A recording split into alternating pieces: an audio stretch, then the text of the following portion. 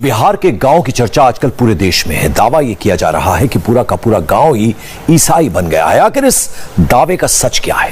आखिर ये कैसे हो गया कि देखते ही देखते पूरा का पूरा गांव कन्वर्ट हो गया? क्या किसी ने इन लोगों का ब्रेन वॉश कर दिया? आखिर इस 100% धर्मांतरण का सच क्या है? हमारी इस स्पेशल ग्राउंड रिपोर्ट में देखिए। आपने कब ईसाई धर्म अपना लिया? साल भर होने वाला है। 1 साल पहले। क्या वजह थी? हाँ, क्यों अपनाया? शैतान के चलते। कौन सा शैतान? शैतान तंग करा लेता अथी नहीं हिल गई सब मशीन है। कौन है ये शैतान? शैतान हर कोई रहा है, हम तो मर रहे थे। कैमरे पर अंधविश्वास से भरा हुआ ये बयान दिया है देवी ने, जो बिहार के गया में बेलवा टांड गांव की रहने वाली है। देवी सिर्फ ऐसी एक महिला नहीं है, ये एक दलित गांव है और इस गांव के लगभग 90% परिवारों ने ईसाई धर्म अपना लिया है। और ईसाई धर्म अपनाने वाले ज्यादातर लोग दावे कर रहे हैं कि उनके परिवार का सदस्य बीमार था और किसी चमत्कार से बीमारी ठीक होने पर वो धर्म बदल रहे हैं। कैसा ऐसा मतलब है कि हम बीमार थे, बहुत पैसा लगाए, हमको पति भी पैसा लगाया, नहीं ठीक होगी। अच्छा, ठीक है, नहीं रहे। कोई पास्टर भाई फोन किया दिल्ली से, तो उन लोग बोला कि कहाँ रो रहा है छोटू, से आपका क्या हुआ समस्या? जिसका काम करता है पति हमको, वो बोला कि क्यों रो रहा है? तो वो बोला कि हमको पत्नी का तबीयत खराब है से 2-3 महीने से ठीक है नहीं है, ओझा भगत कराया है, पैसा लगाया, वो मांगा 40,000। तब ओझा ने बताया कि 40,000 तुम्हारा ऐसे करेंगे वैसे कराने लगेगा। तो 40,000 लगा पैसा, तो हम जमा करने बाल बच्चा को छोड़ के, बीमार औरत को छोड़ के और कमाई चल गई है उन लोग कि कमाएंगे तब तो दिखाएंगे। अच्छा, मतलब जो भगत थे, ओझा गुनी थे, वो 40,000 रुपया मांग रहे थे आपके बच्चे के इलाज के लिए और अथी करने के लिए, इलाज कराने के लिए। आपके और बच्चे के इलाज के लिए 40,000 रुपया ओझा गुनी मांग रहे थे। लेकिन जब आप प्रार्थना की, ईसाई धर्म में गई, तो उसकी जरूरत नहीं पड़ी। नहीं। ये हैं केवला देवी। यही इस गांव की पहली महिला हैं जिन्होंने ईसाई धर्म स्वीकार किया था। और इनका भी दावा यही है कि वो अस्पताल से नहीं, डॉक्टर से नहीं, बल्कि प्रार्थना से ठीक हो गए। सरकार देश में हेल्थ सिस्टम खड़ा करने के लिए हर साल लाखों करोड़ रुपए का बजट तैयार करती है, लेकिन इस अंधविश्वास से भरे हुए दावों को जरा ध्यान से सुनिए। अस्पताल भी तो ले जा सकती थी बच्चे को ना, तो फिर हिंगे से ठीक हो गया तो हम अस्पताल कहाँ ले जाओ? गरीब आदमी पैसा है ना। तो आपके प्रार्थना करने से ठीक हो गया आपको लगता है? हाँ, प्रार्थना किया, बस उठ के बैठ गए, एकदम मन चेहरा बेस लगा। क्या प्रार्थना किया था आपको याद है? आती प्रार्थना करे, हालेलुया हालेलुया हालेलुया हालेलुया, ऐसे कर करके हमारा उतना भी ना हो रहा हो। नया ये बताइए कि आप ईसाई धर्म क्यों अपनाई? क्या वजह थी? आपके घर में कोई बीमार था? हाँ, बीमारी से ऐसे जब ने तब अस्पताल ले गई इलाज कराने? अस्पताल नहीं ले गया, जब ने तब तो ले जाता है।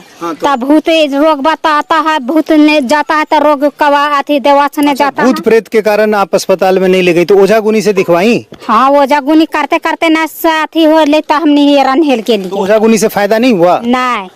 अच्छा, तो फिर किसी ने कहा कि आप ईसाई धर्म अपना लो तो ठीक हो जाओगे? हाँ हाँ। किसने कहा ये? कोई भी ना, हमने अपन मन से सब हेलती तो हमानियों के लिए पूरा गाँव हिल गए तो हमानियों हिल जीवे।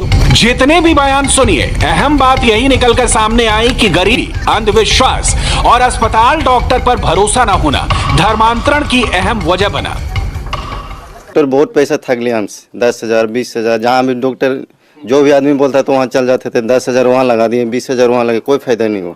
ओझा गुनी किराए कोई फायदा नहीं हुआ, इसमें हमको फायदा हुआ। जुड़ी इन लोगों ने ऐसा क्या किया कि फायदा हो गया?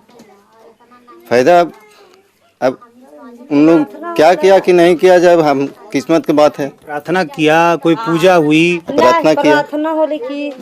कौन सी प्रार्थना की आपको मालूम है? जी, हमको बिहार के अलग अलग हिस्सों में किस तरह से धीरे धीरे चुपके धर्मांतरण का काम चल रहा है, इसका सबसे जीता जागता उदाहरण है गया शहर से सिर्फ 5 किलोमीटर की दूरी पर बसा बेलवा टांड गांव। दलितों की बस्ती है, एक बड़ी आबादी है और इस गांव में अब लगभग सभी ने ईसाई धर्म अपना लिया है। शुरुआत किसी एक से हुई और ये सिलसिला बढ़ता चला गया, धीरे धीरे और लोग जुटते चले गए। यहाँ के लोगों का कहना है कि हिंदू धर्म में रहने के दौरान, ओझा गुनी से इलाज कराने के दौरान उन्हें काफ़ी खर्च करना पड़ता था। ओझा गुनी उन्हें काफ़ी परेशान करते थे, उनसे कई तरह की मांग की जाती थी और उनके बच्चे स्वस्थ नहीं हो पाते थे।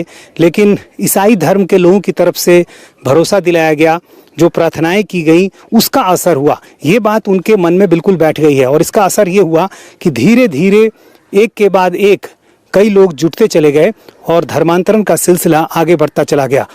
अब जिन महिलाओं ने, जिन लोगों ने ईसाई धर्म अपना लिया है, वो अब उसके अनुसार उसका पालन भी कर रही हैं। महिलाएं हर रविवार को चर्च में जाती हैं, उनके घर में प्रार्थनाएं होती है और चर्च में जाने के दौरान वो सिंदूर नहीं लगाती हैं। हालांकि दूसरे समारोह में कहीं जाने के दौरान या घर में वो सिंदूर लगाती हैं, लेकिन उन्हें निर्देश दिया गया है कि आप जब भी चर्च आएँ तो यहाँ सिंदूर आपको नहीं लगाना है। और इन निर्देशों का ये लोग पूरी तरह से पालन करते हैं। गांव में एक मंदिर भी है, लेकिन महिलाएं अब वहाँ नहीं जाती हैं। धर्मांतरण में शामिल लोगों ने अपने कुछ वीडियो भी YouTube पर अपलोड किए हैं, जिनमें ईसाई बने गांव के लोग कीर्तन कर रहे हैं। चर्च से जुड़े लोग कीर्तन करवा रहे हैं।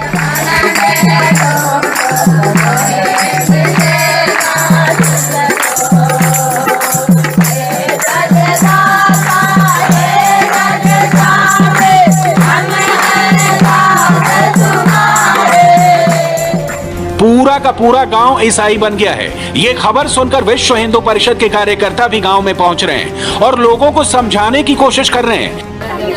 इलाज की जरूरत वहाँ तो चल रहा है, सांप काटे तो इलाज सुई तो सुई का पड़ेगा, कुत्ता काटेगा तो झड़वाइएगा कि उसको सुई दिलवाइएगा। हाँ, अब ईटा लगाइए, उसमें ना ईटा से जोड़िएगा कि मट्टी से जोड़िएगा, रूम कमरा जो बनाइएगा मट्टी से जोड़िएगा कि ईटा से जोड़िएगा। सबसे मुख्य मुद्दा जो है धन परिवर्तन, वो अविश्वास है। मिशनरी षड्यंत्रों के द्वारा ये हिंदू के भोले भाले पीड़ितों को यह बताया जा रहा है कि आपके हिंदू देवी देवताओं में कोई शक्ति नहीं है और क्रिश्चियन का आप प्रार्थना करें, आपका सब दुख दूर हो जाएगा, आपके घर में समृद्धि हो जाएगी।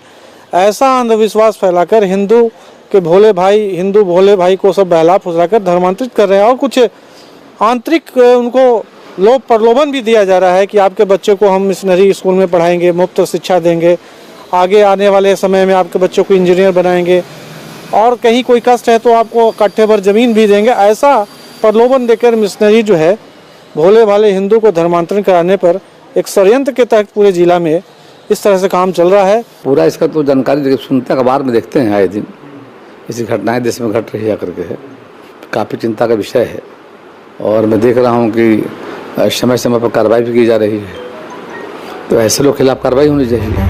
गांव के कुछ लोग भी हैरान हैं क्योंकि उनको अचानक ये पता चला कि गांव के ज्यादातर लोग ईसाई हो गए। हालांकि धर्मांतरण का काम 1 साल से चल रहा था।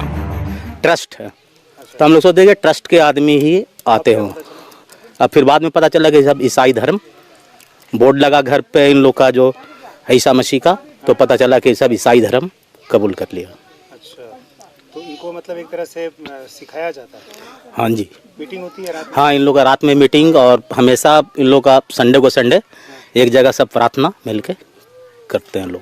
हिंदुओं के ईसाई धर्म अपनाने में चर्च की काफ़ी अहम भूमिका है। गया के जिस गांव में काफ़ी संख्या में लोग ईसाई धर्म अपना रहे हैं, वहां के लोग गया के गांधी मैदान इलाके में स्थित इसी चर्च में आते हैं।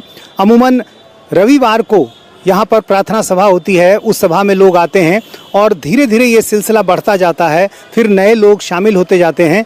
चर्च से जुड़े जो पादरी हैं, चर्च से जुड़े जो और लोग हैं, मिशनरीज़ के जो लोग हैं, वो लोग अमूमन गांव में जाते हैं और वहाँ प्रार्थना के बारे में लोगों को बताते हैं। प्रार्थना के दौरान जिस तरह से इलाज भी किया जाता है, पानी के जरिए जिस तरह से इलाज की बातें कही जाती है, वो सारी चीज़ें गांव के लोगों तक पहुंचती है और गांव के जो सीधे साधे भोले भाले लोग हैं वो उनकी बातों में आ जाते हैं और इस तरह से धर्मांतरण का जो सिलसिला है वो आगे बढ़ता जाता है। हमने चर्च कमेटी के सदस्य संतोष नाथ से भी बात की। संतोष नाथ ने हमें ये बताया कि वो बीमारियों को ठीक करवाने के लिए प्रार्थना भी करवाते हैं। गया के गांधी मैदान स्थित चर्च की कमेटी के एक मेंबर संतोष नाथ हमारे साथ हैं। ये बताइए कि अभी जो एक काफ़ी चर्चा हुई है इस बात की कि काफ़ी लोग धर्मांतरण कर रहे हैं और ईसाई धर्म अपना रहे हैं। आरोप ये लग रहा है कि भोले भाले लोगों को बहका कर उनको ईसाई धर्म अपनाने को कहा जा रहा है। इस विषय पर तो मैं इतना ही कहूँगा। मैं अपने तरीके से मैं ये कहना चाहता हूँ कि हमारे यहाँ किसी प्रकार का कोई दबाव नहीं होता है, किसी प्रकार की कोई ज़बरदस्ती नहीं होती है।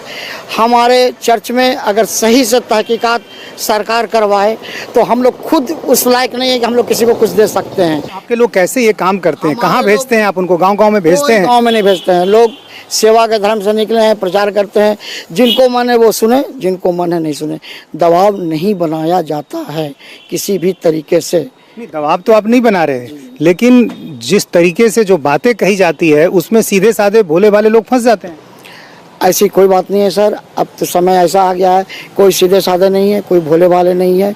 किसी भी तरह से कोई झांसे में नहीं आ सकता। अगर मैं उन्हें कहूँ तुम देखो ये कुआं में कूद जाओ ठीक हो जाओगे, क्या वो कूद जाएंगे? ऐसा नहीं हो सकता है। ये अपने अपनी मानसिकता की बात है, अपने अपनी सोच की बात है। वो तो यही रहा है, सीधे साधे भोले भाले लोग उस पानी वाली प्रार्थना के सहारे जो है वो अस्पताल नहीं जाते हैं। पहले वो अपने ओझा गुनी भगत से इलाज कराते थे। उनकी परेशानी ये है कि उनसे पैसे लिए जाते थे, मुर्गा मांगा जाता था, बकरी मांगा जाता था, और आपके यहाँ ये मुफ्त हो रहा है। बस यही फ़र्क है, वहाँ पैसे वाले ओझा गुनी थे, आपके यहाँ मुफ्त वाले ओझा गुनी हैं।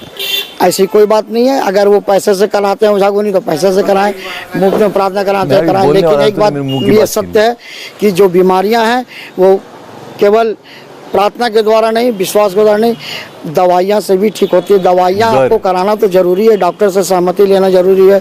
क्यों पानी देते हैं ना?